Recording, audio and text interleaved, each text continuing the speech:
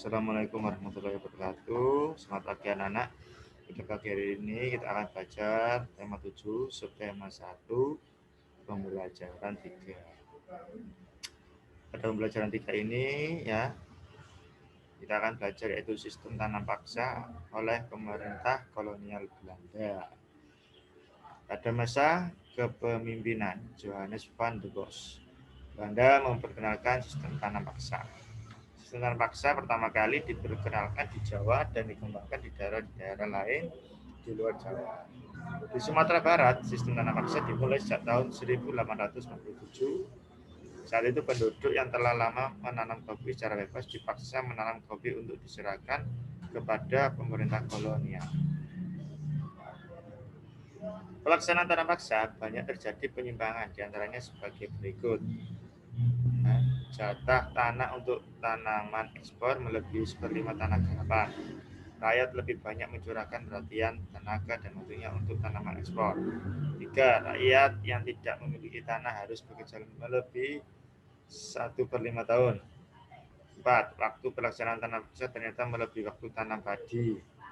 5. Setiap kelebihan hasil panen dari jumlah pajak yang harus dibayarkan kembali kepada rakyat ternyata tidak dikembalikan kepada rakyat. 6. Kegagalan panen tanaman wajib menjadi tanggung jawab rakyat. Adanya penyimpangan-penyimpangan pelaksanaan tanam paksa membawa akibat yang memberatkan rakyat Indonesia. Akibat penyimpangan pelaksanaan tanam paksa tersebut antara lain banyak tanah terbengkalai sehingga panen gagal, ya, dan banyak kematian sehingga jumlah penduduk menurun tajam. Tanam paksa yang diterapkan Belanda di Indonesia ternyata mengakibatkan aksi penentangan berkat adanya kecaman dari berbagai pihak. Akhirnya pemerintah Belanda menghapus tanam paksa secara bertahap. Salah satu tokoh Belanda yang menentang sistem tanam paksa adalah Douw Steyger dengan nama samaran Multatuli. Ya, dia menentang tanam paksa dengan mengarang buku berjudul Max Havelaar. Ya, dia mengusulkan langkah-langkah untuk membalas budi baik bangsa Indonesia, yaitu yang pertama pendidikan, yang kedua membangun saluran pengairan, yang ketiga memindahkan penduduk dari daerah yang padat ke daerah yang jarang penduduknya.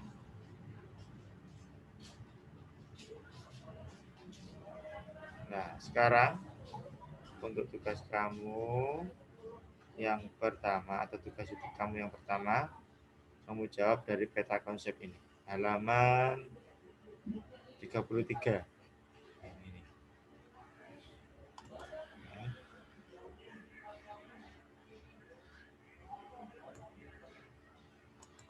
Nah, peristiwa perlawanan terhadap Portugis.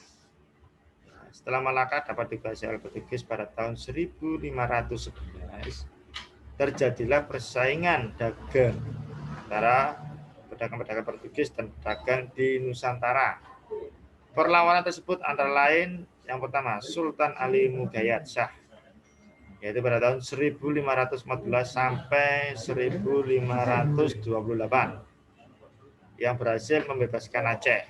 Yang kedua Sultan Alauddin Riyad Shah, yaitu pada tahun 1537 sampai 1568 berani menentang dan mengusir Portugis yang bersekutu dengan Johor. Yang ketiga Sultan Iskandar Muda tahun 1607 sampai 1636. Ya. Pada awalnya Portugis diterima dengan baik oleh raja setempat dan diizinkan mendirikan benteng. Namun lama-kelamaan rakyat Ternate mengadakan perlawanan karena Portugis serakah. Rakyat Ternate dipimpin oleh Sultan Hairun bersatu dengan Tidore melawan Portugis. Sehingga Portugis terdesak. Pada waktu terdesak, Portugis mendatangkan bantuan dari Malaka dipimpin oleh Antoni Galvo. Perlawanan rakyat Ternate dilanjutkan di bawah pimpinan Sultan Abdullah, putra Sultan Hairun pada tahun 1574. Benteng Portugis dapat direbut, kemudian Portugis menyingkir ke Hitu dan akhirnya menguasai dan menetap di Timur Timur sampai tahun 1975. Sekarang untuk tugas YouTube kamu yang kedua, ya. Tugas YouTube kamu yang kedua, kerjakan halaman 35 ini.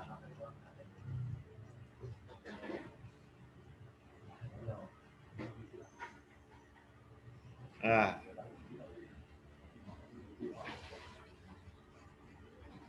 ini adalah contoh tokoh-tokoh dari berdaerah yang memimpin perlawanan terhadap Belanda. Ya, Jawa ada dua, itu Sultan Ageng Tirtayasa dan Bangka Diponegoro ya. Ini adalah tokoh-tokoh yang memimpin perlawanan.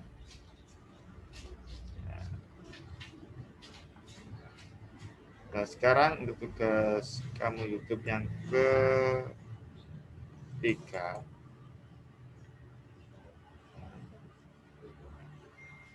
untuk tugas YouTube kamu yang ketiga, kerjakan tabel ini halaman 37.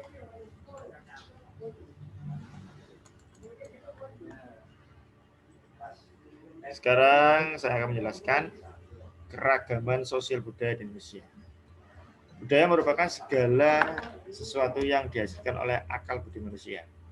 Adapun wujud budaya, yang pertama gagasan atau ide, yang kedua tindakan, yang ketiga benda, misalnya pakaian adat. Anak-anak, apakah kalian tahu faktor penyebab keragaman bangsa Indonesia? Ya, mulai dari Sabang sampai Merauke. Yang pertama faktor keturunan, yaitu ras di Indonesia itu ada 4. Ya, kelompok ras Papua, Melanosoid, ada kelompok ras Negroid, ada kelompok ras Medoid, ya, ada kelompok ras Melayu Mongoloid. Nah, inilah contoh-contoh ras-ras yang ada di Indonesia. Ya. Nah, sekarang suku di Indonesia. Ya, contohnya di sini ada suku Jawa, ada suku yang ada di Bali, ada yang di Kalimantan ya. Nah, setelah itu ada juga faktornya yaitu perbedaan kondisi geografis. Nah, kondisi geografis ini turut berdampak pada munculnya berbagai ragam mata pencaharian. Ya. Selain itu juga dikembangkan menjadi corak kebudayaan yang khas dan cocok dengan kondisi geografis yang ada di lingkungan tersebut. Yang keenam, pengaruh kebudayaan luar. Bangsa Indonesia adalah contoh bangsa yang terbuka. Keterbukaan ini dapat dilihat dari besarnya pengaruh asing dalam membentuk keberagaman masyarakat di seluruh wilayah Indonesia. Pengaruh asing yang pertama ialah ketika orang-orang dari India, Cina, dan Arab kemudian disusul oleh orang-orang dari Eropa.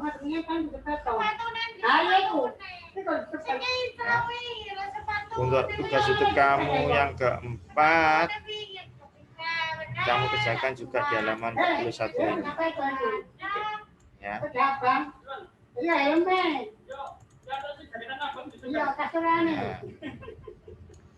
Untuk tugas YouTube kamu yang kelima, kerjakan LKS Bahasa Jawa. Ya, nomor 5, halaman 5. Ya, halaman 5 sampai halaman 11.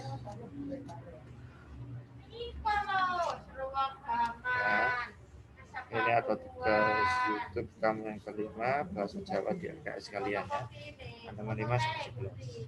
Sekian dari pembelajaran 4 kali ini. Saya akhiri. Wassalamualaikum warahmatullahi wabarakatuh.